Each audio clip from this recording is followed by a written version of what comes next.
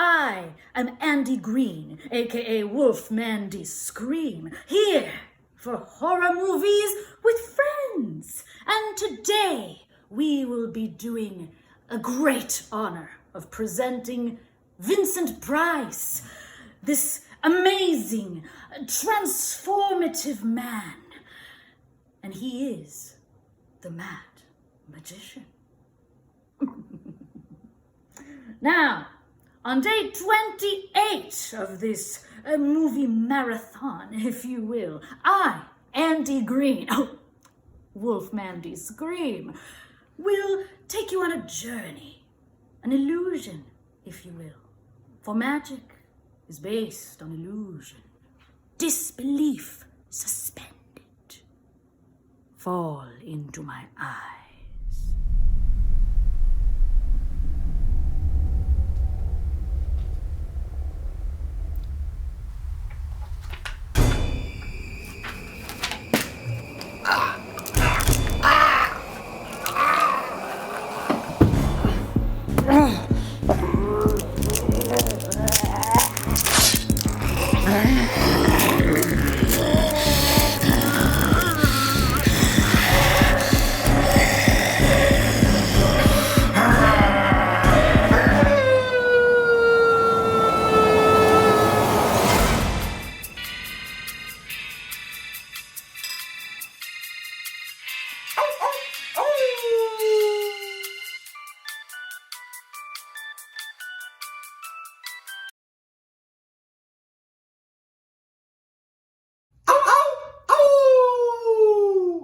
Welcome to Horror Movies with Friends. I'm your host, Andy Green, aka Wolfmandy Screame, and this is day 28 of 31 horror movies, 31 friends, 31 drink pairings. Holy crap, we're getting there, and this is one of the most exciting moments because I met this woman 6 days ago, and we connected over this man, Vincent Price. But this woman is Adriana Colón. She's a voice actress, and a hero of mine already. And a lover of everything Vincent Price. Yes, exactly. We almost didn't even watch a Vincent Price movie, but then I was like, no, what are we doing? What did we watch? We watched The Mad Magician, where Vincent gets to be the sexy leading man that I always believe him to be. That's right. His character is really going into that he had to build up to this. He had a long time in Hollywood of being forgotten. Everyone taking credit for his magic tricks, his illusions, his performances. Not anymore. That's right. Yeah. This is 1954, but The Mad Magician, I don't think it's streaming anywhere. So you have to come to Castle Cologne to get this Blu-ray. That's right. This is the only place. And the address is below. And but before we go any further, I know that Vincent Price would not allow us to talk about him without a beverage pairing. I agree. So can I pour you some coffee? Yes, please. Oh, let's do this. All right. Pour for camera here. And I realize I don't have the coffee bag, but we'll do this. Ooh, that's a quick pour. God, I love that noise. Look at that beautiful amber. Yeah. Oops. A ghost!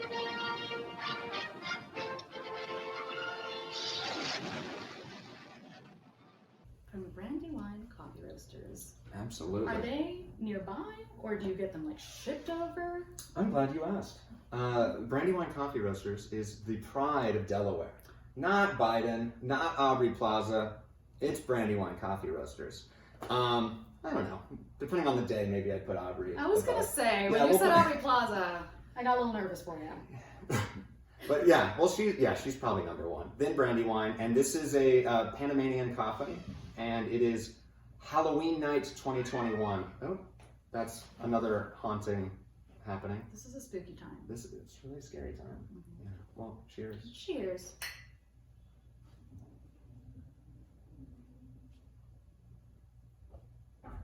That's delightful. Ooh, yeah. Very nutty, very...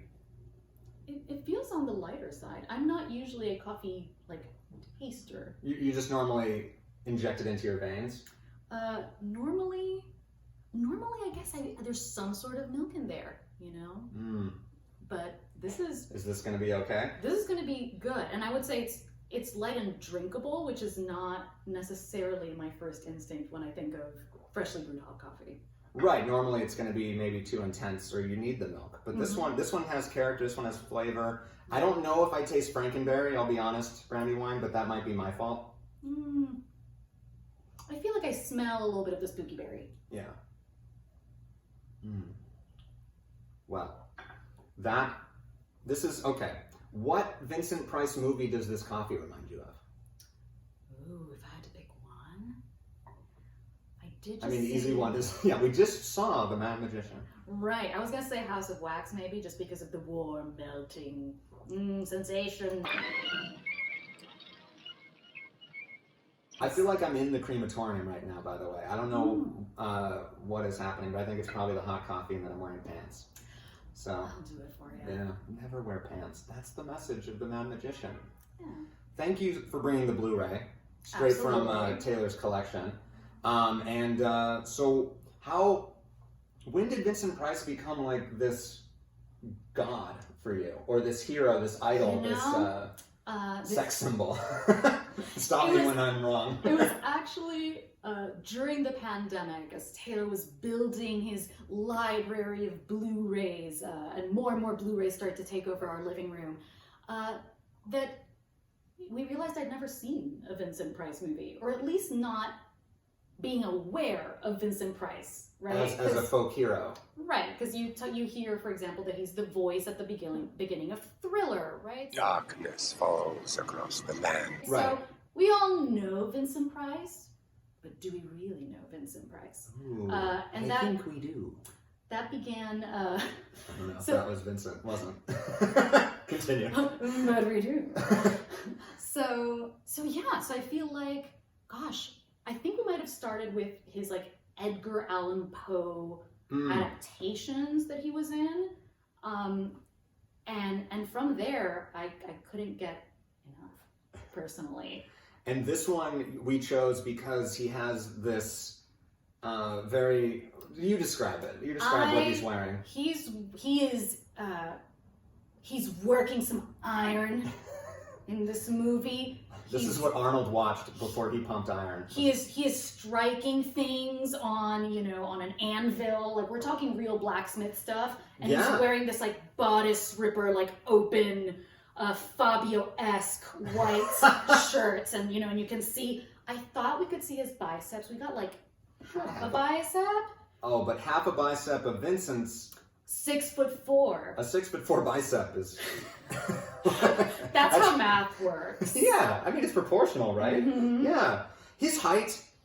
We got to talk about his height because he's 6'4". We figured that out today. We measured him on screen and extrapolated. But like that's actually the flaw of this whole movie is that yes, you can have the best mask in the world, but if you're a foot taller than the person you're impersonating, it doesn't work.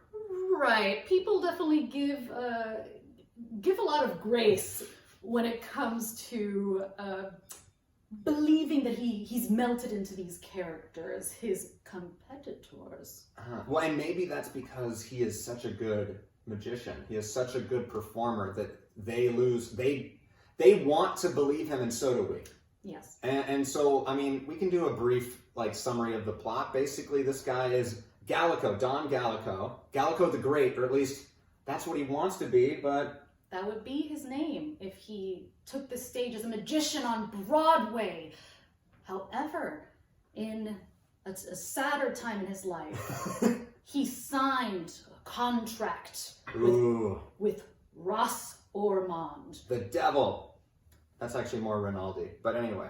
Yeah, that's more Renaldi's shtick. But for the kind of capitalist, bespeckled, Monopoly man. Yes, he does look like the Monopoly man. There's definitely some digs that I feel like capitalism here, because he's very much like, you have signed over everything you make in this workshop, and therefore anything you make belongs to me. Yeah, it's about the commodification of art for sure. And then this guy is an artist, a magician. He creates all these tricks, all the ones that the famous magicians get credit for. which I think this is probably accurate to a certain extent. I don't know about now, but back then, it's the face, right? And then there's people toiling in the background, making them look good, which that is definitely every TV show and movie that you watch to this day. There are so many people making me look like this behind the scenes, and they didn't do their job very well today. Look, you had to bring it down to a more accessible level, which I think is something that Vincent does so well. Oh, you know? absolutely. He's so erudite and so educated and so theatrical. And yet I think he succeeds often at being this very lovable uncle. Yeah. You were saying during it that he has some of that Tom Hanks vibe, the sort of everyman that everyone loves, and the charm. And it's really interesting how he can somehow be 6'4" and imposing and taller than everybody in the scene, yet just really vulnerable and just kind of, I mean, you root for him. And in almost every movie, he sort of turns and has this, "Oh, Blondie, you're rooting for Vincent Price too?" That noise, that's Vincent Price's heart in The Mad Magician. Along with the sad cat eyes. Oh, Blondie. This is going to be a long episode. What's the matter? What have you done with it? I was going to say maybe Blondie's hailing the handsome cab that has Vincent Price's bag. Oh, the bag of disembodied head. The bag of disembodied head. They had a good cover for it, though. Oh my God, yeah. What was it, Meg? It was a head. A human head. Fucking Karen. We have to talk about Karen. We do. Unfortunately, There's a Karen in this. there is a Karen, and she's not quite a feminist hero. She's hanging in there. She could be worse, to be fair. She's really nice, well-meaning, maybe talented as a magician's assistant. I mean, she hits her marks, I guess. Yeah, she's a nice enough girl. But it's like the lamest compliment ever. A nice enough girl, yeah. I wouldn't hire her as my assistant because she takes the wrong bag and then she forgets the bag in the hansom cab, which we discovered, and we're making a leap here. What did we said that the hansom cab is one that has the cabbie, so the actual driver, like, behind you, so when you're in the carriage you can see over the horses. Yes, you get a better view, a hansom cab, whereas I thought they were talking about the driver. Like, oh, find the hansom cab that gave me a ride. I think I saw one over there. There's not a hansom cab in this entire movie, I'll tell you that. Sorry, cabbies. Yeah, that was very superficial of me. There's nothing to worry about, mister. I gave it to a cop. You gave it to a cop. You know, you just got carried away with it, like Vincent Price's character in The Mad Magician. Oh yeah, well no, he's infectious. His charm, his charisma, his stage presence, and I just love, I mean, why do you love Vincent Price? Or like, what, is it because he just goes to there and he is not afraid to go to there? I do think I have a love for his scenery chewing. Yes. We didn't see The Tingler today, but I feel like that was another great example of him just being able to perform and have feeling. And I think what I love about him is, even though he is in all these different roles, everything from being a leading man to being more of a supporting actor, like something like The Fly. Oh yeah, yeah. He plays, I think, the brother of Yeah. the titular fly inventor. The inventor of the fly. Different movie. But I feel like he always does have this theatricality to him, and as someone who's often told that I'm overly expressive, it was really nice to see an actor who just consistently allows that to be his energy. Well, why don't you laugh now? I mean, he's over the top, but like, why is that? When did that become bad? What is this top that we love? That we can't go over the top? Well, and it's also like he has sort of that Shakespearean thing a little bit, but he's American, which is fun. Right. But like this is who we have.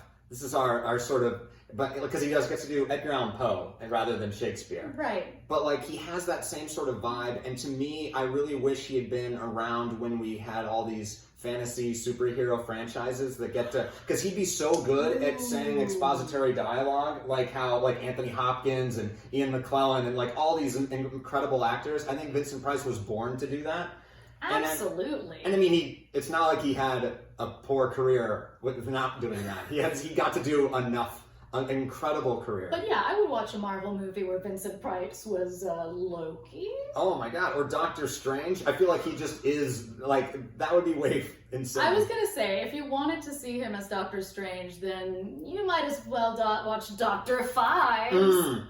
What lovely music for a murder. Exactly. And Dr. Fives is incredible. And he actually, like, this movie, and I guess House of Wax, which was right before it, it starts this sort of revenge narrative. Like, his characters are always sort of, they're always us. Like, we're always on his side at the beginning. Like, they are spurned, they are forgotten, they are taken advantage of. He is sort of very talented and underappreciated. And, you know, as two people that are very talented and underappreciated, we all...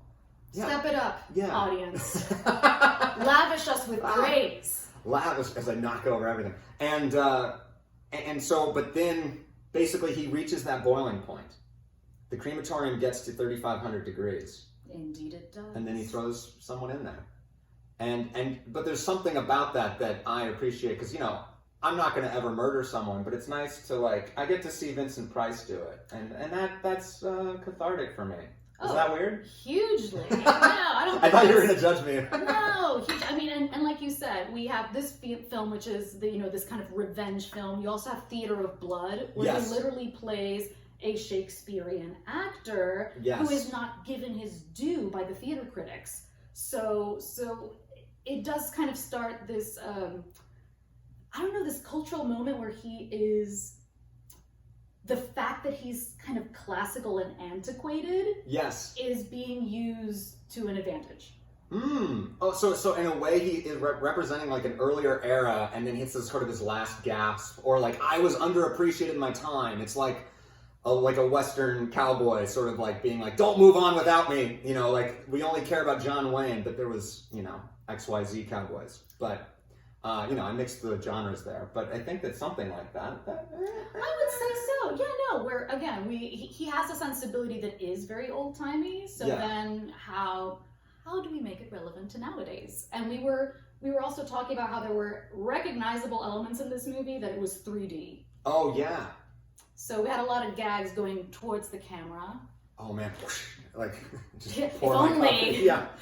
Yeah, no, we were bemoaning that we didn't have 3D glasses, or that we weren't in a theater for this, because it definitely... I remember seeing House of Wax in a theater on 3D, and it still fucking slapped. Like, the ping pong thing is great, and this one has a yo-yo scene, it has money throwing at you. We have, like, an arm.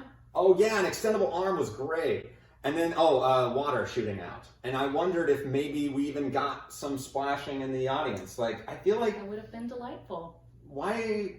And we need William Castle and those people, like, entertainers, to, like, get us back in the theater, right? Because we can't do that here. I mean, yes, I could pour a bucket of water on you, but that's not necessarily... You need it helps to have the people facilitating the illusion. Yes. Right? So I love that William Castle, for example, made that more immersive and attainable. Right. Mm-hmm. Yeah, and he brought it to us, and because it is a spectacle, and it's okay that it's over the top, because in a way... Like, I mean, isn't magic always? So what a great subject matter for a 3D film, that we could really get close to the buzzsaw. We could see the sweat on Vincent's brow as he's holding that man. Oh man, he has a murder brow. He does. Like, he would get intense and his eyes would kind of... Oh yeah, do them... Oh no, I'm about to get murdered. And then it happened. And then, I have to say, his wife, which is a character that I've forgotten was in this Claire. movie. Ava Gabor. You don't have to worry about me. Yeah, she was a piece of work. They leaned in hard into making her some sort of sugar baby? Sugar baby, yes. Yeah. Well, because that's another reason why he was at his boiling point, because he lost his wife to Ross Ormond, his partner in this firm, and she basically, what did he say? She had a weakness for basically wealth, a consuming desire for expensive things. Might have even been the exact word. I think it was. And she did, when she comes on screen the first time, Yeah, she has like a plumage. She's like more closer to a bird. She's I like think. a peacock. She is like a peacock, and you have to show your feathers. And she's like, how do I look? Remember, you used to be married to me, adore me. And it's like, yeah, used to. And then he's just like, yeah, you look very expensive. You look terribly Terribly. expensive. Damn it. Yeah, there's no very. He would never use very. Very's a fake word invented by shitty writers. Terribly expensive. Terribly. My poor dear Claire. Don't you know I wouldn't dare trust you? You look terribly expensive. Oh, that's the nicest thing you could have said. I love money. Ooh, also, I'm here looking for my second husband. You wouldn't have happened to murder him, have you? I like that. My second. Like, you only say second if you're about to have a third, in a way, right? Isn't that a thing? I mean, and the way she phrases it, she's like, well, since Ormond disappears, she assumes that he left her. Well, I would too. So she probably is looking for the third one. And she finds it when she uncovers that he killed Ross Ormond, and she doesn't care at all. She is so stoked that she has now his fortune. I would never turn you in. And then she like wants to marry Vincent Price again. Which doesn't make as much sense. I love that it actually makes him more angry. I think the fact that she's not just like, I'm upset that you killed him, but she's like, oh, you did not. You didn't. I've been dreaming of this. I always wanted the hunky young one. I didn't want to upgrade to the Monopoly man. Right. So this worked out for me. Yeah, you get both. You get hunky young man, taller young man, and then you also get the money of the old man. And she didn't have to do any work. She didn't have to do any work. It did take her a good while to be like, wait a second. You're that mad magician. Where are you? You're not Ross. And her excuse was, it's a very good like a costume or a very good mask. It's a good mask. I would only know because I've lived with both of these men. And it took like 5 minutes before that, and as we said, Don Gallico is 3 feet taller than Ross Ormond. Ross Ormond's a short dude. But again, it's just that goes to his performance. And the masks are really good. They do some really good mask work in this movie, like when they just take them off, like very fluid, and I don't know, I was just impressed. And his impressions, like his actual accents, are, they work. And if anything, his French accent is better than Renaldi, the great Renaldi, which is another important character in this. How did you get in here? Through the door? You knew that I was showing this trick? Yeah, he's the magician who's getting the credit for all the stuff that Don Gallico. Yeah, because he has the real mustache, and that's why.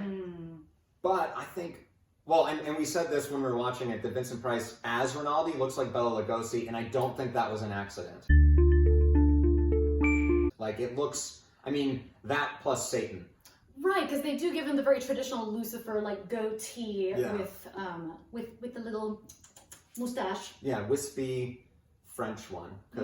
Which also a trope in yes. magic, is the idea of it being in the occult, and therefore the magician is Satan. Yes, and we all know that facial hair equals Satan. Mm-hmm.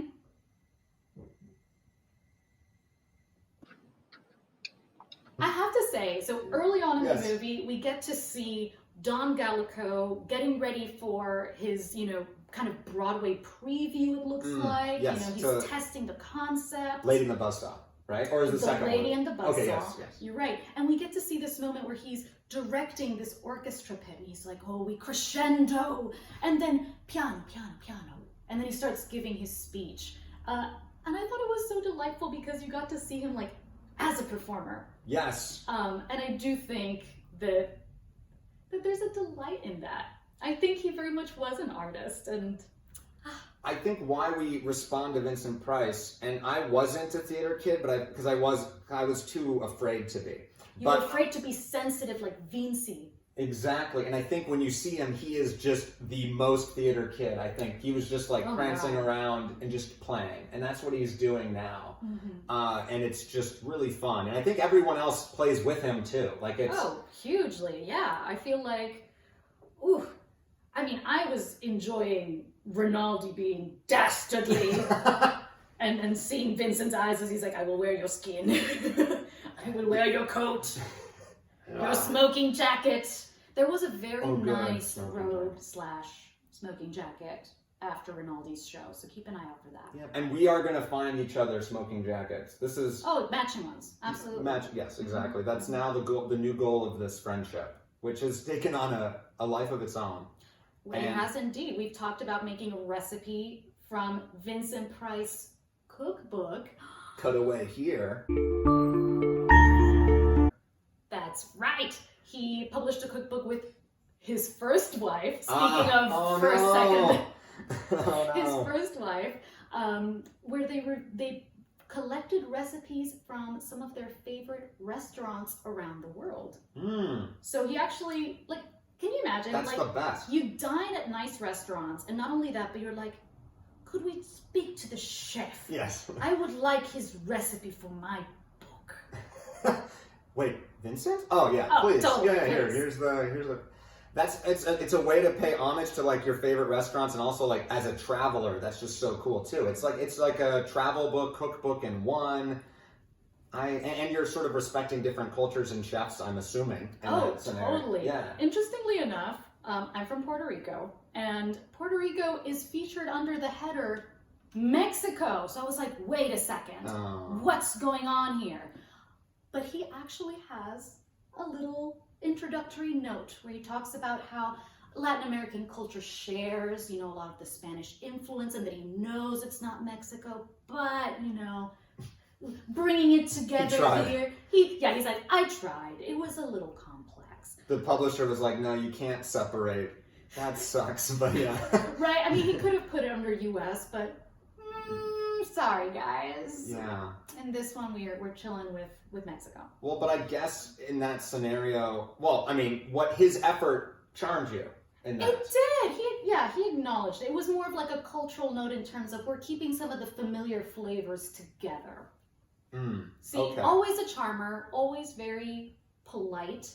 It's written in a very polite way. Like you can hear his cadence. Oh, he was born for audiobooks too. Oh man. But that's one of those things where like we can digitally probably get his voice, and that's scary. But we don't want to do that.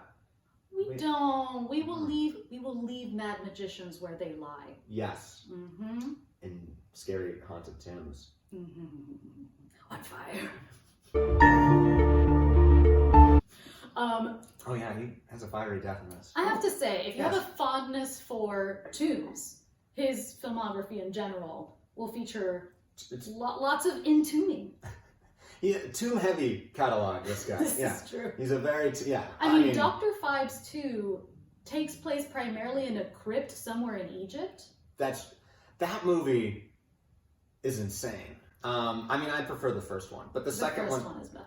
But I want a third one where because don't they just actually go off into space, or there's some colony of is it the afterlife? Ooh, it's like Cats. It's a heavy-sided layer. Oh my gosh! But actually. Ooh, Vincent Price and Cats. I just want to see him in everything. But isn't that delightful? Yes. I feel like, speaking of us kind of taking on Vincent as an archetype, what if you gave yourself the luxury of putting yourself in every movie? Oh. And just being like, I fit here. Now it's the Andy edition. I just get to belong everywhere. And that's the only way to feel like, because I think we all sort of grow up feeling like we don't belong anywhere. Right, but I think that's kind of the magic of it. Yeah, no, exactly. If he can be vulnerable, if he can be mad, if he can be artful, he can be all these things. In love, murderous, all in the same sentence. That's what Phibes is to me. That's his finest, because he sort of is like a pretzel of emotion. And I don't know if you remember, in Phibes, for those of you who don't know, Dr. Phibes himself cannot speak. Oh, yes. So he has like a jack Yes. in his neck that goes to like a phonograph. Oh. And his voice, Vincent Price's voice, is coming out of the phonograph. I love your Vincent Price voice. It's different every time. But that one was higher. This was my Dr. Five's phonograph, Vincent. It's a bit different. It's a little bit metallic. I like yeah. that. He has this really great timbre in his voice when he becomes a little bit more sniveling and when he's mad, but it's sort of like almost higher pitched when he's angry. Like when he's putting the guy in the furnace. Like it's, oh man, what's a line that he said? You know, get in the fire. No. But it's more like get in the fire. No, that sounds like an old man. You trifling fool. That could have been it. Yeah, it could have been. You trifling fool. Nah, I can't do it. I think it's because you have to be more in, you know, you have to have that fire in your loins. You trifling! No. You know? Trifling fool. That's different. It's more gravelly. What if we recast the Mad Magician? Would you play a Mad Magician? I would love to, yeah. But I think you're the Mad Magician. I'll be your assistant. Ooh, I was gonna say what the twist could be in the sequel, that it's actually the assistant who has something up their sleeve. Ooh, the understudy. We all know that. Yeah. The angry understudy. I'm in. Yeah. Yeah. Let's do it. That's our next project. Plus, it involves a lot of prosthetics. Ooh, boy. Yeah. And accents. The more times I can cover this, the better. I had a moment when we were watching where I questioned whether they actually used the Renaldi actor for the bit where Vincent was playing Renaldi at the beginning. You saying that makes me be like, well, now how can we question anyone ever being fooled by him? Because you were fooled. I had to kind of be like, I need to run that back. Like, I want to be sure. I was like, no, it was Vincent. But there was doubt. There was doubt, and I think what we ended up realizing by the end of the movie was you could tell who the real Renaldi was because his French accent wasn't as good as Vincent's French accent. Yes. So Poor that Renaldi. was what sold it. Yeah, and Renaldi to me looked like Dustin Hoffman. That was... I think that's accurate. Yeah. With the little Yeah, with some wispies. Wispies. Some wispies. Yeah, we all like some wispies. Do we have any lasting thoughts, lasting impression, lasting tasting notes? Impressions. I guess I don't want to forget some of the supporting characters that made this all possible. Right. Yeah, Blondie. We get Blondie was amazing. He was behind me the whole time. He is still behind me. The moon. But we have the lieutenant, which is conveniently the magician's assistant's love interest. Yes. So the police get to be peripherally involved. We have Alice Prentice. Oh my God, we didn't talk about Alice. You're right. The writer. Murder writer. Yes, she collects characters. I collect friends. You do. You collect characters too. Yeah, you're gonna be like put on the mantle alongside all my others. And then, of course, her somewhat dopey husband. Yes. Right? We need the supportive husband. You need a dopey husband. I'm good at dopey husband. Yeah, so I should be Alice Prentice. You would be great at actually, that would be, if we were to cast me in the film. You'd be Alice Prentice. I think I would be pretentious enough. Murder is a must! That is the name of her book, ladies and gentlemen. She didn't want credit for solving a murder. She just wanted to make sure that her book got pushed. But to me, getting credit for the murder solving would push the book. So that was maybe a miscalculation. I gotta say, I was like, wait a minute, she's a businesswoman. This is not what she would actually want. But to loop everyone in, turns out fingerprint technology is fairly new at this time and therefore very crucial to the plot. So Alice is not only introduced to this new technology through the lieutenant. Yes. When they're investigating Ormond's disappearance. Murder-ish. Yeah. Yeah, his run away from murdering his wife. Yes. The case of the missing. So she takes that in. She goes home, is writing in the room where the second wife was murdered. Because she likes that atmosphere. Yeah, she's doing it because the spirits, they linger. I need to write in murder houses. I mean, judging by her, this is how you solve crime. Okay, sorry, I didn't mean to interject. Oh, yeah, but it's as she's there that the light bulb goes off. And then we have to talk to the cops and get everything sorted. Yeah, she's like, wait, a mask. Like, she truly was lost in the writing process. Things were coming out of her subconscious. Like, it wasn't her at the time. And I obviously know this. This happens every time I sit down. And you just spit out the truth. And the truth was the fucking mask. He could be all of these characters. The Mad Magician is Ormond, is Renaldi, is whatever his actual name is. Gallico, Don. Don. His name is Don, which Don to Gallico. be fair, sometimes feels like, is it Donald? Yeah, we don't use that name anymore. Right. So it's just Gallico now. It is Gallico. Gallico the Great. And he is great. But yeah, that was my favorite part of the movie. I'm glad we got Alice back in here. Oh, Thank we you. needed her. Yeah, she's great. Elastic enough to give with every move of the facial muscles.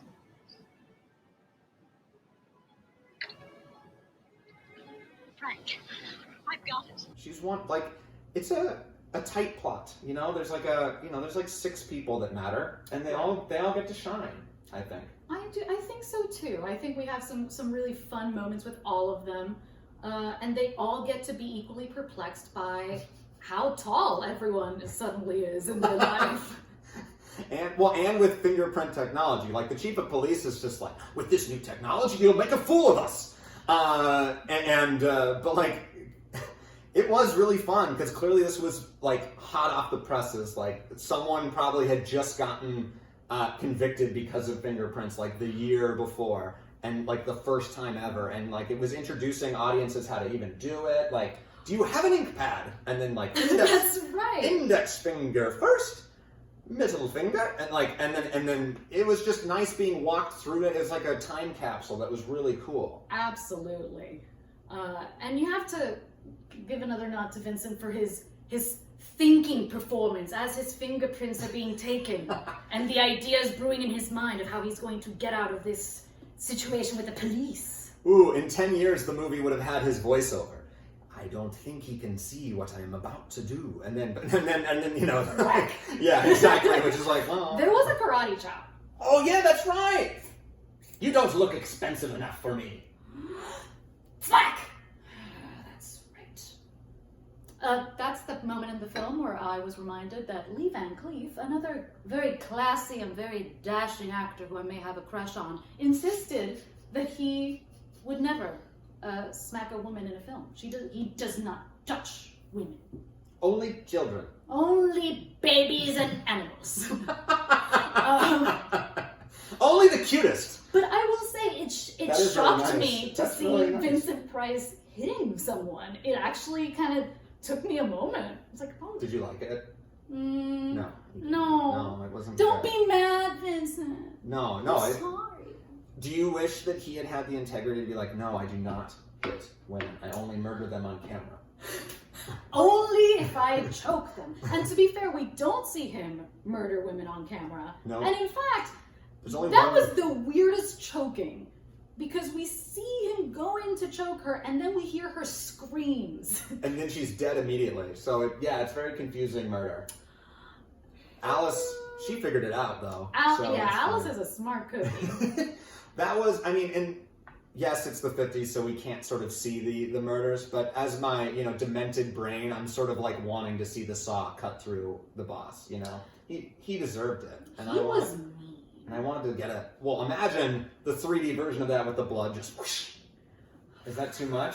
I don't think it's too much. I think especially for audiences. I feel like you just got shivers. You're just like, oh. Well, because I was imagining we see the cut and then all the wood chips, and now I'm like, it's drops of blood. Yeah, no.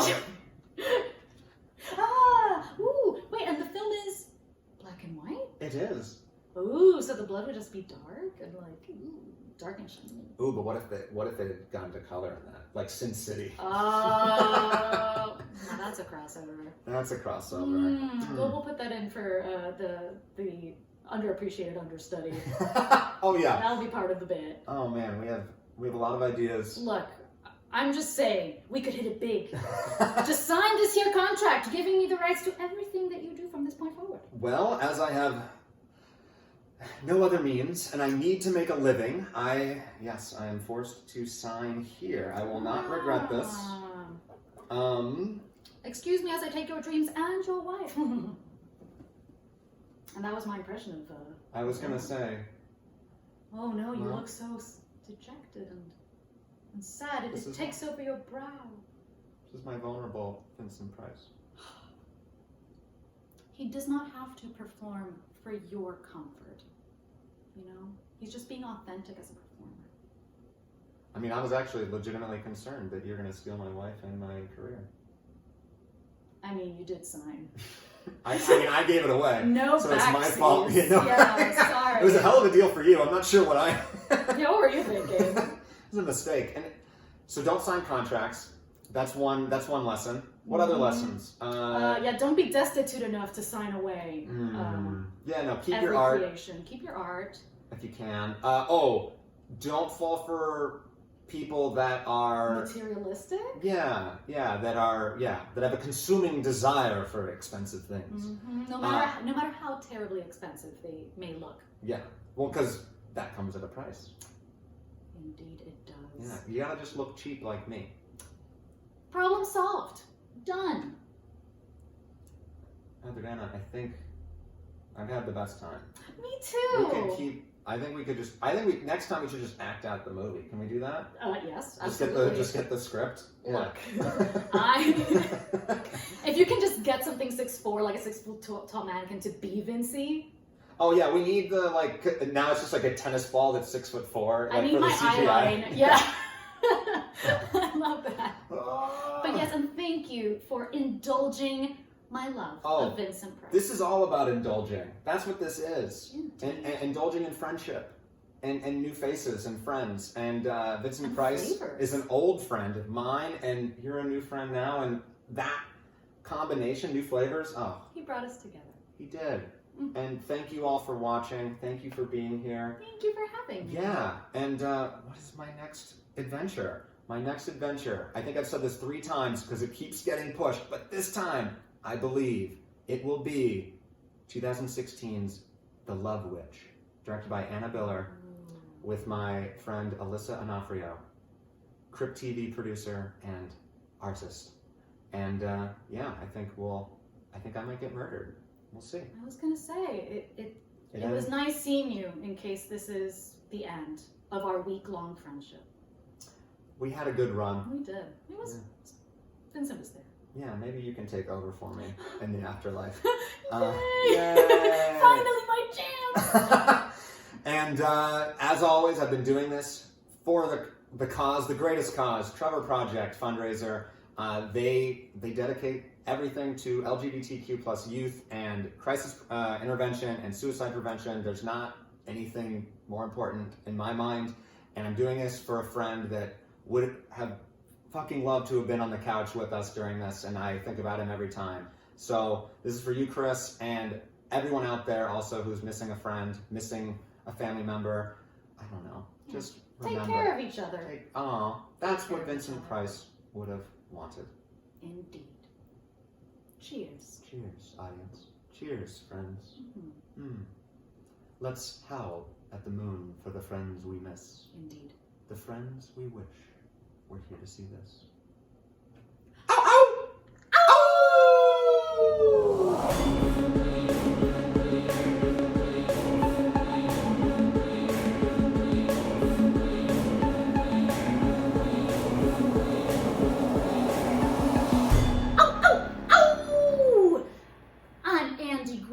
Known as Wolfmandy Screame, and welcome to Halloween Movies with Friends!